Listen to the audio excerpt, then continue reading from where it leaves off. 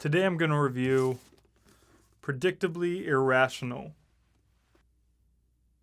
The Hidden Forces That Shape Our Decisions by Dan Ariely.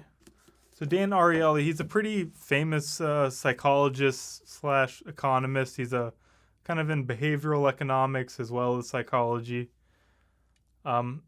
He's pretty popular. You've probably seen him in some documentaries or read one of his other books.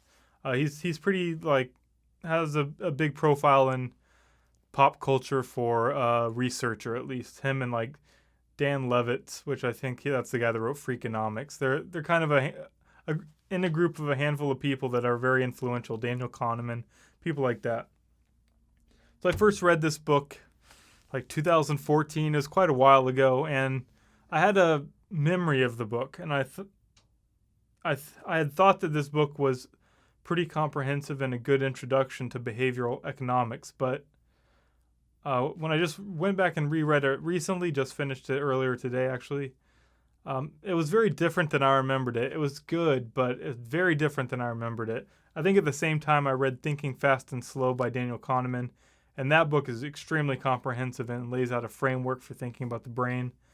This book is really just a collection of interesting lines of research that Dan Ariely did at different times, trying to uncover people's irrationalities, how random things influence decision making, and just really trying to tease out how little we understand exactly what's driving our behavior sometimes.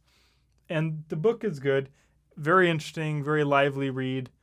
It's kind of an introduction to cognitive biases and also an introduction to behavioral economics. It kind of toys with both, but if you're going to go into behavioral economics, you got to talk a lot more about the economic frameworks for thinking about this stuff, and he doesn't talk about that at all. And if you go into cognitive biases, there's all sorts of classifications for different types of biases, and there's none of that in this book. He doesn't lay out any kind of framework for thinking about anything. It's just a bunch of interesting examples about how we act weird in different situations. So I enjoyed the book. It's a pretty short book. I mean, it looks like a normal-sized book, but the audiobook was only 7 hours, which isn't very long at all. It's kind of, there's not that much writing on every page. So it's a very quick read. If you're interested in either behavioral economics or cognitive biases, then you could pick this up. I mean, it's a pretty interesting read. I enjoyed it. It's an enjoyable read. Interesting tidbits. I didn't learn very much. I already knew people were pretty biased in a lot of ways, so that didn't blow my mind. Though I enjoyed reading about the different experiments he did, but I kind of felt let down that there's no framework for either cognitive biases or behavioral economics. Really, he doesn't even introduce the topic of behavioral economics until the last chapter in the book. So it's not comprehensive or an introduction in any way. It's kind of a teaser to both subjects, just kind of talking about his research. It reminds me a lot of Freakonomics, which if you read that book, that book doesn't have any framework for understanding economics or cognitive issues. It's really just outlining some fascinating research that that author did. And this is a very similar book where he's just telling stories about how he discovered that people act weird in different situations, which maybe you'll get some use out of that. But I think if you're really interested in either subject, you'd be better off reading another book. If you're interested in cognitive biases, Thinking Fast and Slow by Daniel Kahneman is a very authoritative book on that topic. It's extremely good. I remember that very well. It's very popular, very famous. When it came out, it was huge. Everyone started thinking about the fast brain and the slow brain and the different systems and how they work. So if you're interested in cognitive biases, I would go down that road and read that book. If you're pretty sure you're going to be interested in that topic, it's a pretty long book. It's very dense, but it was rewarding to read. If you're interested in behavioral economics, I haven't read too many like popular behavioral economic books. I have one that I'm gonna read by Richard Thaler, which is he's kind of like the father of that topic. So I hope that book's good, but I haven't read it, so I can't recommend it yet.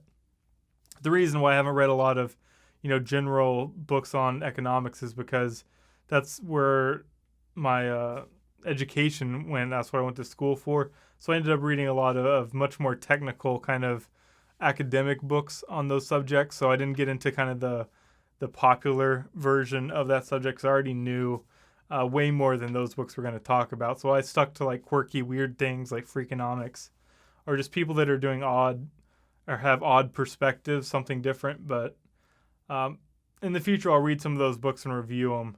So I don't really have a good book to go to for behavioral economics, but I'm guessing that book by Richard Thaler called Misbehaving will be good. I think it will be good. It had good reviews, but I haven't read it yet, so I don't know for sure.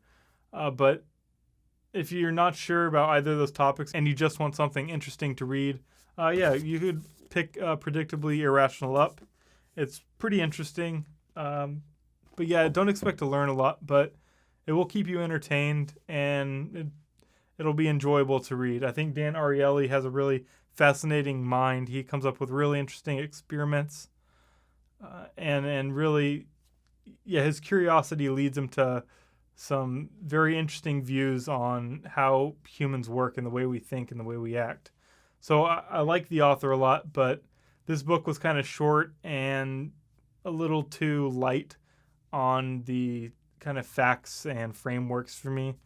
But I think it'll appeal to a lot of people. So if you're interested in it or you've read other things, you want to pick it up, it is enjoyable. So I think if you spend, $8 on the paperback version, you'll probably get your money's worth. All right, so I hope you guys like this video.